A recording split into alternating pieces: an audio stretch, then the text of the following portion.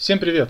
В этом видео я представлю вашему вниманию такие знаменитые и винтажные кроссовки, как Jordan 13 Higot Game, оригинальные версии 1997 года, а также расскажу об истории их не менее знаменитого названия. Хочу акцентировать ваше внимание на том, что это не ретро, то есть не переиздание, а оригинальная модель или, как ее еще называют, OG, то есть модель в своем первом выпуске.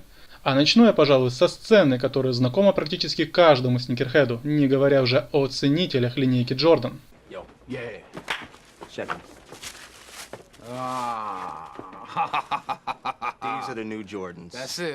Это знаменитая сцена из фильма Спайка Ли «Его игра» 1998 года. В связи с тем, что фильм практически сразу стал культовым и на сегодня является уже классикой в баскетбольной тематике, то он также хорошо знаком и широкому зрителю. Главные роли в фильме исполнили Дензел Вашингтон и Рэй Аллен, которые сыграли непростые отношения между отцом и сыном. Кстати, помимо прочих звезд и игроков НБА, в этом фильме можно заметить и Майкла Джордана, но буквально на мгновение и с одной лишь фразы.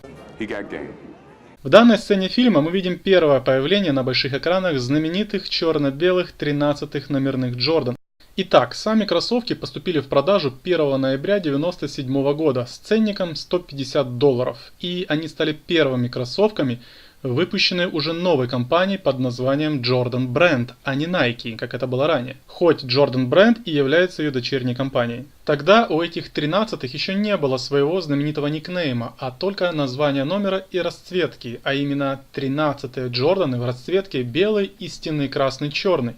Фильм «Его игра» вышел 1 мая 1998 года, то есть через полгода со дня релиза модели, и после появления в нем данных кроссовок они сразу же получили свой ник, а именно Higot Game или «Его игра». Кроссовки прошли испытания временем, как и многие номерные его воздушества, и являются настоящей классикой, востребованными по сей день. Впрочем, как и сам фильм Спайка Ли. Также интересен тот факт, что меньше чем за месяц до премьеры фильма Майкл Джордан специально для Спайка Ли подписал свои 13-е, которые, как мы уже знаем, будут называться Higot Game. В них он набрал 44 очка в игре против Нью-Йорк Никс, где Буллс одержали победу со счетом 111-109. Только, как вы можете заметить, дата на кроссовках неверна, а именно год. На самом деле событие 1998 года. Вот некоторые кадры из той игры. Now Michael's staring Bowie down and he crosses him over. About Rodman, he'll clean Bowie out, puts his body on him, which frees Jordan up for one. He'll be itching to get into the playoffs. And it really goes back, Doug, to his love for the game. Michael with 39.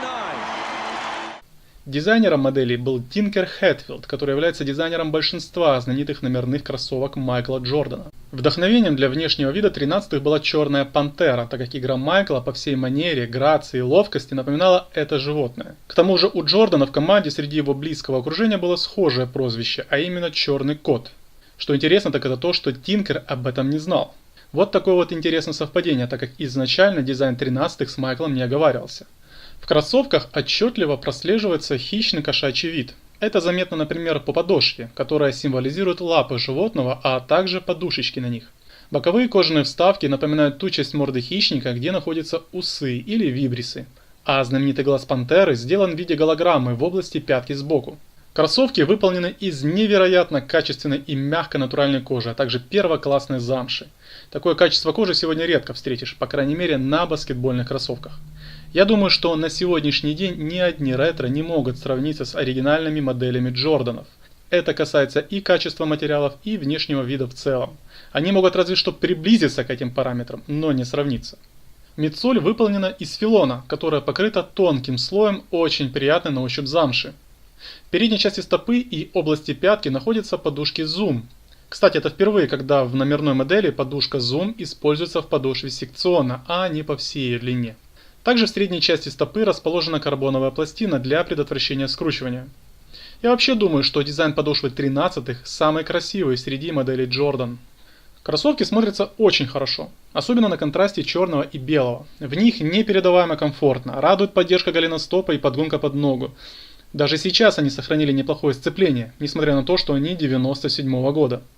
Это одни из тех кроссовок, на которые можно просто смотреть и наслаждаться картинкой, что удается далеко не многим моделям современности.